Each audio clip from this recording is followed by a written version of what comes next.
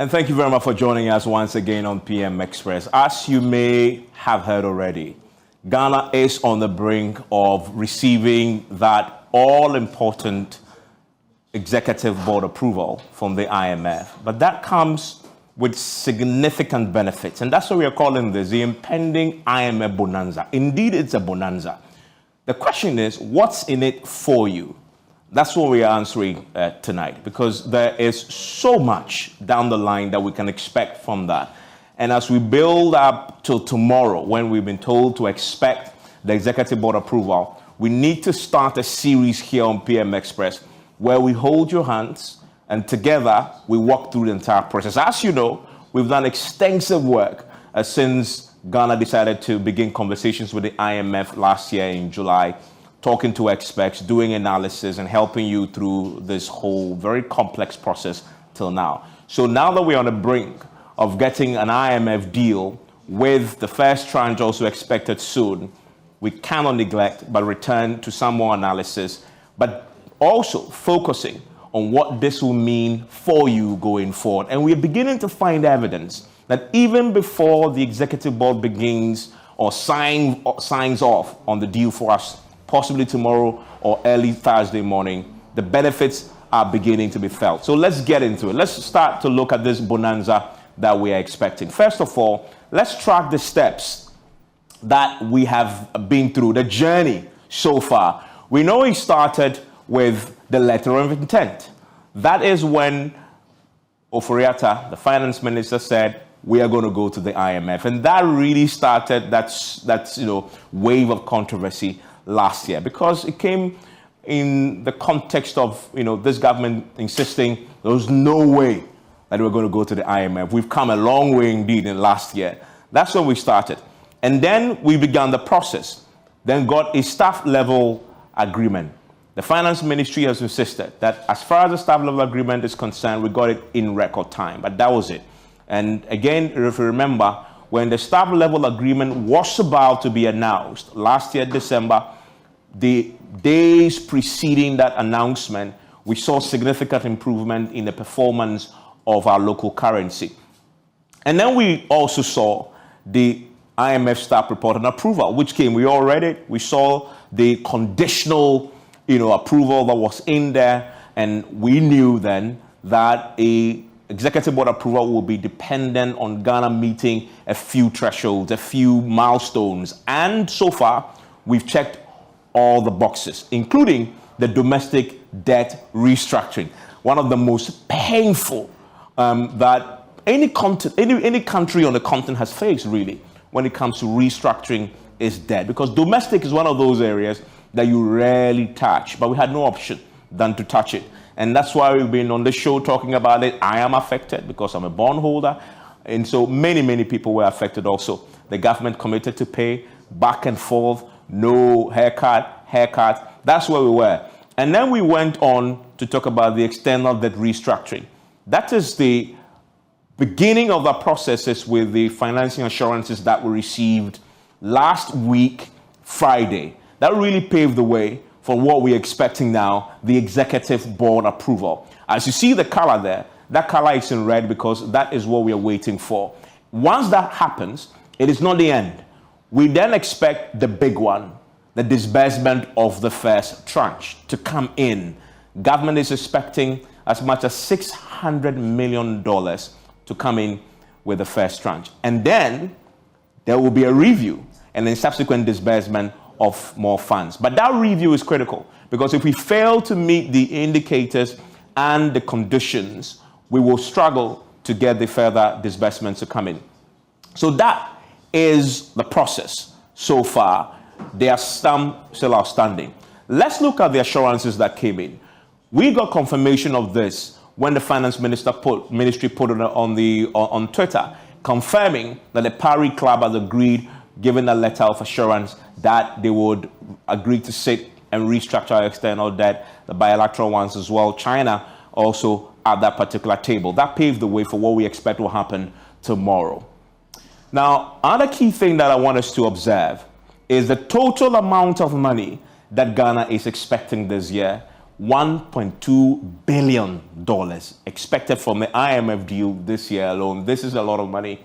This is a lot of money. Who confirmed this to us? It was confirmed by the Minister of State at the Finance Ministry, Mohammed Amin Adam. Listen to him talk to us exclusively on this matter just yesterday. It's the tranche of disbursement of 600 million US dollars will start immediately, and so we are expecting that within a week or two that will drop in our accounts. There will be the second tranche in, disbursement after a successful review by November, December. And so this year alone, we are expecting some 1.2 billion United States dollars. So there you have it, confirming that $1.2 billion expected this year. That's big money. What would that money go to do? A few things, and we'll talk about that now.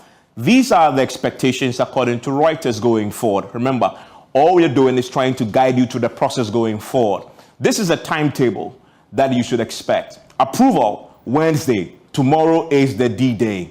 And many of the business community, they've been struggling for years, more than a year now.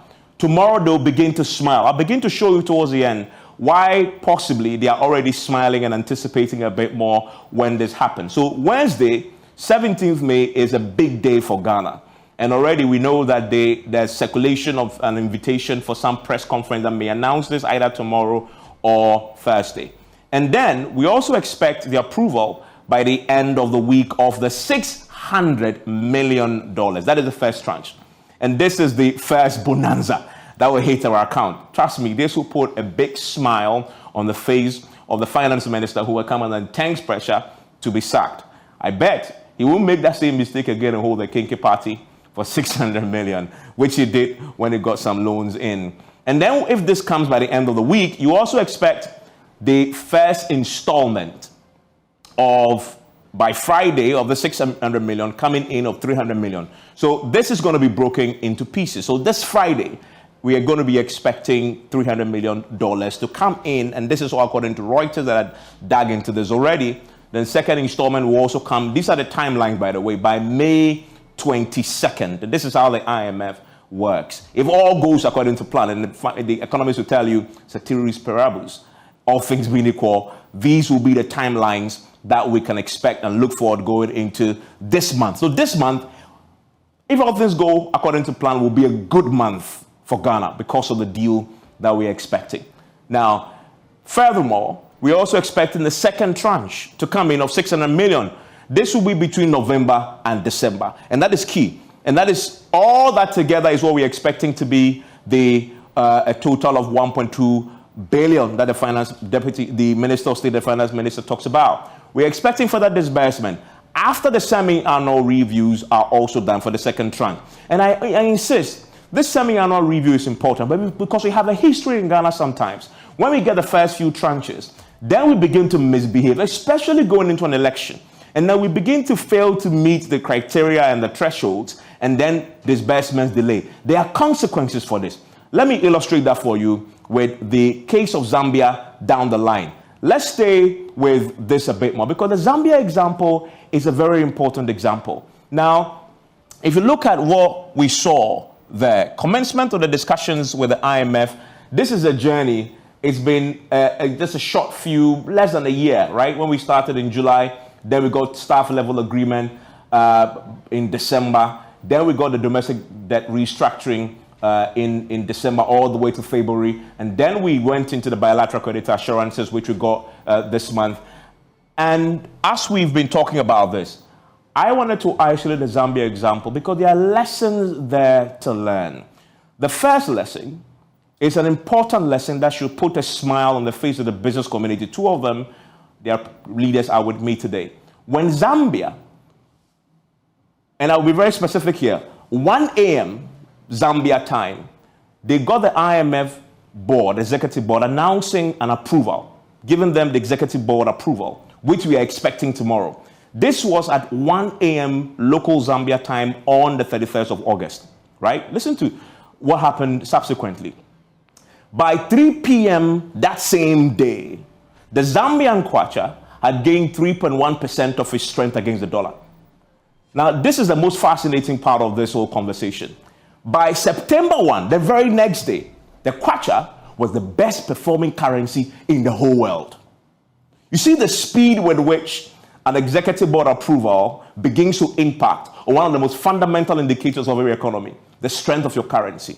The Zambia example is a very interesting example indeed. And that is what we're expecting to happen to our CEDI tomorrow going into Friday. We expect this to happen. And I'll tell you why Ghana is even in a stronger position than Zambia. So if Zambia got this within a few hours, within 24 hours, the kwacha becoming the best performing currency in the world just because of an executive board approval before first disbursement of the first tranche disbursement, that should put a smile on many faces.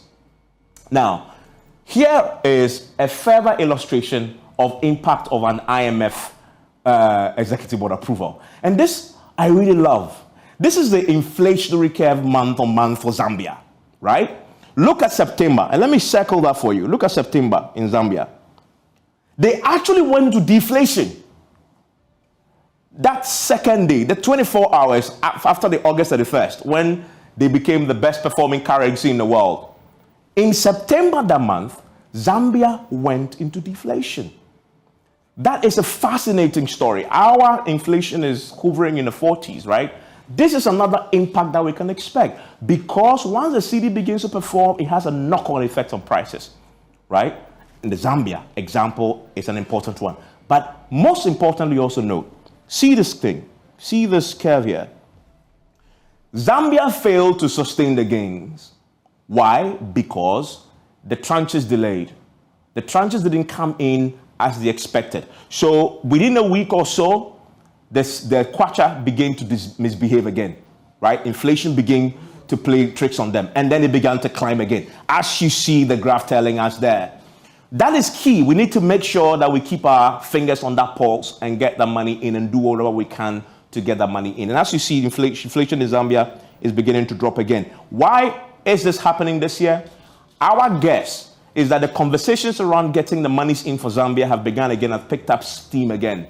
And so again, positive speculation is eating into it and is beginning to prove well for Zambia's economy again. This could be Ghana's story. One of the biggest problems we face is inflation. Zambia tells us we can have this resolved if we do and get the deal through tomorrow, right? Now, look at the Zambia kwacha. And I told you earlier, but I want to show you a graph. The graph does it for me. It really kills it. Look at the kwacha on September 1. Look at how steeply the kwacha performed against the dollar. It just went straight to $1 equals 15 kwacha, just from where it was at 16, right?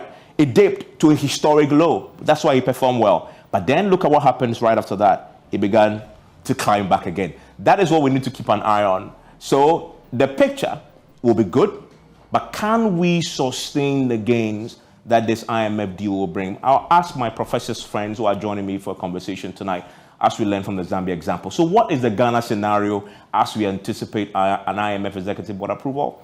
This is what the CEDI is doing right now. Now, this curve, let me begin to populate it for you to see what I'm talking about. First, let's go to May 9th. On May 9th, the CEDI was one CEDI, $1 is to 12.5 CEDIs, 12 CEDI, 50 pesos, right? And then we come to 10th of May. Yeah, it began to climb back again, right? So we're not doing bad. We're doing poorly actually because it was climbing. And then you come to 11th of May. 11th of May, it began to decline. When is 11th of May? 11th of May was the Thursday. What happens on Friday? Friday, which is the 12th of May, was the day we got the financing assurance. Look at what happened to the CEDI there. The CEDI stabilized from the day before. And then most importantly, let's come to yesterday. Look at where the CEDI is right now. Is performing even better. Why? Because we are anticipating that the executive board approval will come. Let's come to today. We are at 16th. We're talking about 11. $1 equals 11 CEDIs. And I know these changes quite frequently. So I'll ask my guests who will join me. They deal with the dollar on a daily basis. And they're seeing this downward trend, CEDI gaining strength when it comes to the dollar. So I tell you a story. This improvement that you see in the CEDI's performance, gaining strength against the dollar, My argument is, from the KWACHA example, is because of the anticipation that we are building into tomorrow for the executive board approval. Key question I need to ask again, can we sustain this? In the Zambia's case, as I illustrated, they failed to sustain it. Let's go to the knock-on effect of this. What is the knock-on effect? The first key thing that will happen is once the executive board approval comes in, we are going to see, as I've been illustrating, the disbursement, which is a further affirmation that we're on a good track, because once the money comes, that's all we're looking for. And then we begin to see balance of payment support, improvement in our international reserves. Remember, the primary reason we are going to the IMF, according to the government, is to get balance of payment support. So that will be the first positive impact.